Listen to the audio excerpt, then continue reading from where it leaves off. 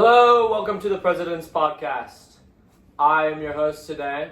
We're going to be talking about a lot of topics with President Andrew Jackson. It is the 1830s, and we're going to run down him, the common man, political parties now starting to emerge. It's going to be a great podcast. We're going to have a special guest, Dr. Rohan and Henry Clay. Welcome, Mr. Jackson. Or should I say President Jackson? How are you? I'm good. Thank you for having me on. Of course, it is a pleasure. And then, great Dr. Rohan. Nice to meet you. Thanks and for having me on. Best for last, Henry Clay. Political opponent here. Please have a seat. All right. So our first topic today is going to be the election and rise of Jackson. I'm going to turn to you, Dr. Rohan. So let's begin with the dramatic election of 1828. You know, what was going on politically that allowed Jackson to win, and how did this mark on, a new era, if you will? First of all, thanks for having me on, Of course, Alex. Okay, so Jackson's election in 1828 signaled a major turning point in American politics. He came from humble beginnings, a frontier background, self-made soldier, not part of the traditional elite from Virginia, where most of the presidents have been from. Because of that, he appealed to a new and expanding electorate. White men without property in many states were gaining the vote in the 1820s. The campaign itself embraced mass politics, rallies, slogans, popular imagery.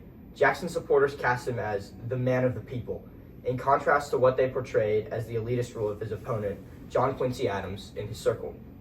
In short, Jackson's elections inaugurated what scholars call the Age of Jackson, or Jacksonian era, a shift toward broader voter participation and stronger party competition. Nice. So just to make sure I'm getting this right and the people at home kind of understand, it wasn't just about Jackson winning. It was about the system shifting underneath him, right? I did win, though. I did win. You won fair and square. I was the president. Yes. Absolutely, though, Alex. The old model of politics, elite-dominated caucuses, limited suffrage, non-mass campaigns, was giving way to something more democratic, for white men at least, and more partisan. The rise of stronger party organizations and nominating conventions also followed. Thank you for that, Dr. Rohan. Now shifting to you, President Jackson, you've been described as, the common man's president. I mean, what does that even mean? And how did you live up to, or try to? Was it a push, or was it kind of just come naturally? Of course. First of all, thank you for having me on the show. Me and my wife Rachel, we watch the show every Saturday night, and we love it. Great show, great guests. Back when I stood for office, I claimed to represent the people. Not just the great landowners and the rich, wealthy whites. I represented the interests of the entire country. I didn't dress like a fancy man. I was born in a log cabin. I fought for my country. I rose by my own effort in Mares. That story connected with, all the other ordinary farmers in the country, the frontiersmen, the craftsmen, the settlers, right? The men who had not always felt that they were represented in Washington by those Virginian elites who had been presidents before me. I believe that the government must respond to the people and not just to the privileged few. When many states removed property tax requirements for voting, more white men were able to vote, and that meant that the common man was becoming a real force in America. Nice. So just some, going on to your haters, some critics might say your common man rhetoric excluded many groups like women, indigenous people, African Americans. I don't feel like that's the common man. I feel like that's really white men. So how would you respond to the people that say that it is, inclusive to those groups and only those groups? Well, the world I campaigned in and the electorate I appealed to were indeed the free white men. Of course, Alex, that was the political reality of my era, I fought so that these men could have a greater voice. I did make change.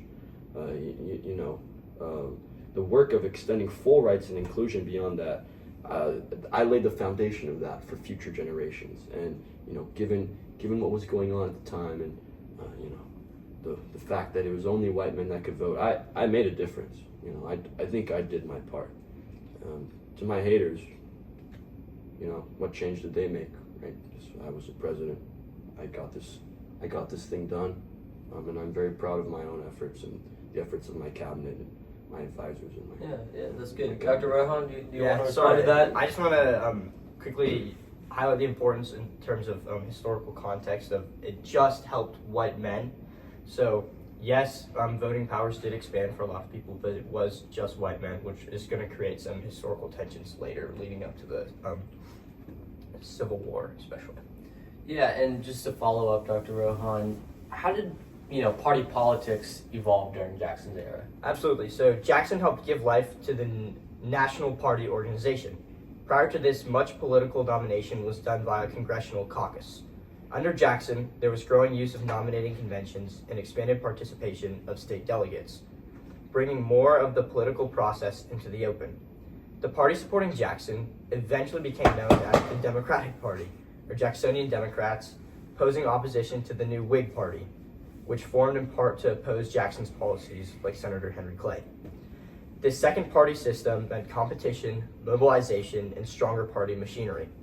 Jackson and his allies believed the old elites were undermining democracy. They wanted to dismantle what they saw as aristocracy and government, and they believed party politics, broad coalitions of everyday citizens, could be the vehicle. Yeah, so just to add on to that, how did that link to his view of the presidency? Did it shift opinions or? Absolutely. So Jackson truly believed that the president should stand for the people against the Congress or bureaucracy dominated by privilege. He used his veto power more than his predecessors to assert that role. In that sense, party politics under Jackson changed not just how elections happened, but how governance happened. The presidency became a more direct vote for the mass electorate, at least just for white men. Thank you for that. All right, moving on to our next topic, the spoils system and rotation in office. So Jackson, let's talk about the practice that critics call the spoils system. What really is that, and what was your view on rotating office holders and rewarding supporters? Yeah. I believe that offices under the federal government existed for the public good, not for the life tenure of a select few. As I said to Congress in December of 1829, in a country where offices are created solely for the benefit of the people, no one man has any more intrinsic right to official station than another. So I supported rotation in office. The idea that public servants should not become a permanent aristocracy, but should reflect the people who elected the government. Replacing some office holders with people loyal to the popular will was, in my view, a democratic reform. I hated this spoil system name. All I was doing was giving the government what the people wanted. That's just the way it was. Yeah, but I would say many historians, such as Dr. Rohan, he would argue that this system traded, merit for partisanship, really, and engendered corruption, if you will. Dr. Rohan, if you want to respond to that, or if you have any comments, please do so. I think I would agree with that, Alex. His rotation policy was framed as reform, but in practice, it was really just large-scale patronage, and there was a lot of corruption. Many officials were replaced with loyalists, and the practice of rewarding campaign supporters with government jobs became embedded. The term spoils system comes from the phrase, "to the victor belong the spoils," made famous by Senator William L. Marcy in 1832, defended Jackson's appointments. The result, while Jackson dismissed perhaps 20% of federal office holders over his first term, the expectation was that government service was tied to partisan loyalty rather than merit. Critics argued this undermined administrative competence and opened doors to corruption. For example, mass removals and replacements in the post office and land office led to abuses. If I may interject, please, Andrew Jackson. Okay. President Jackson, you What a argued fool. for the common What a man. fool. You argued for the common man, yet you harnessed the state's power of patronage to build your own base. You dismissed experienced officials, replaced them with party loyalists, and transformed public service into a reward system. That may be democratic in your eyes, but it resembles rule by a partisan machine, not I won government an for the election. people. I won the election. My supporters helped me win. They deserve to participate in government. Why should the government be reserved for the Because perfectly the government must serve the public, not the party.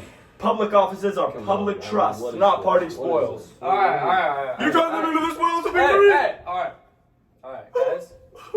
I like the healthy, argument. Let's calm it down. Let's not turn this into a screaming match. Moving on. Hey! First of all, look at this image. Do you see the striking resemblance between I don't these want to two see men? that in here. The striking Henry resemblance. Clay. All right, guys, sit down, please. Mr. Jackson, I know things are getting heated. It's the point of this podcast, all right? Let's cool it down.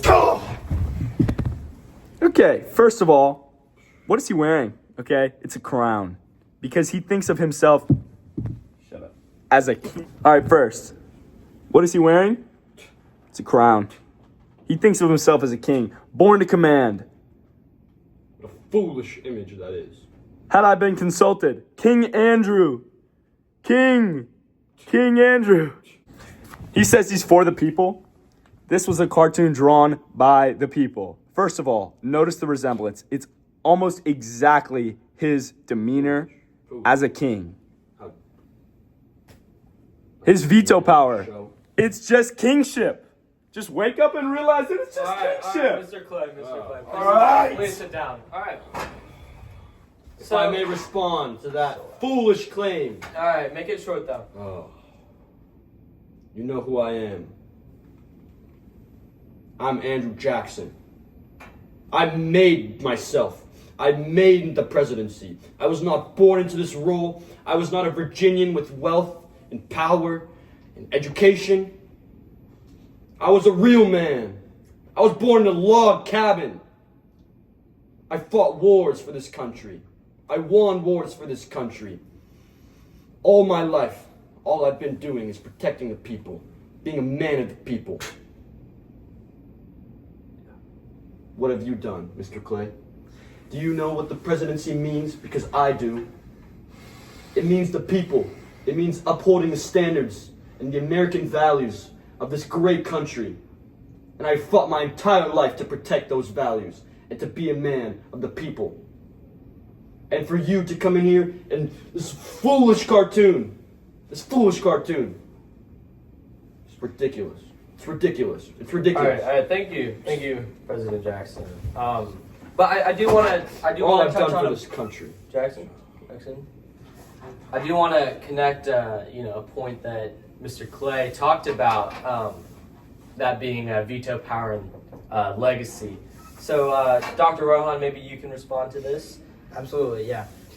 So Jackson's appeal to the common man and his harnessing of party politics meant that he saw himself as a direct representative of popular will. Thus, when Congress passed laws that he believed favored elite interests, like portions of the Bank of the United States or infrastructure bills favoring Northeastern interests, he used his veto more aggressively than previous presidents. His presidency helped redefine the relationship between the presidency, Congress, and the electorate. The idea that the president should defend the people, as he defined them, against special interest or aristocracy becoming a lasting feature of American politics. However, that expansion of executive power and partisan patronage raised concerns about power unchecked by institutional safeguards and about the quality of independence in public administration. Okay, so just to make sure I'm, getting this right, Jackson's legacy is both a boost for democratic, participation, but kind of really just for white men, and a, caution about how far popular power without, safeguards can really go and, affect the country, right? Yeah, that's correct. The Jacksonian era left enduring legacies. It expanded the vote for white men without land, stronger political parties, and a more powerful presidency, which is what Mr. Clay was referring to with the King Henry image and the excessive use of vetoes by President Jackson. But it also led to a more partisan administration and weaker civil service. Understanding that complexity is really important to understanding the whole Jacksonian era. All right, thank you, Dr. Rohan. Just some, closing remarks. President Jackson, Of course. as we wrap up, given everything we've covered, how do you defend your presidency and your legacy, for that matter? Yeah, well, Alex, I gave power back to the people. I smashed an elite that believed to help the government for itself. I believed in rotation. I believed in the common man. And I believed the president should act boldly in the defense of the people. If I ruffled feathers, so be it. I didn't serve the powerful. I served the voters. I served my people. History will judge you harshly. A leader who undermined institutional checks, who turned public office into partisan reward, and who expanded executive power under the guise of populism does not always serve the people. Sometimes he serves the moment Ooh, at the cost of long term. what a curmudgeon. Andrew Jackson remains one of the most significant and polarizing presidents in American history. He changed how the presidency worked, how parties worked, and how the electorate engaged, for better and for worse. That's his legacy. Thank you. President Jackson, thank you. Of course, thank you for having me. King Andrew, or defender of democracy? That's the question we leave you with today. Thanks to Dr. Rohan, Senator Clay, and President Jackson for joining us. And thanks to you, our listeners, for joining the President's Podcast. Don't forget to check your show notes for reading and sources. Until next time.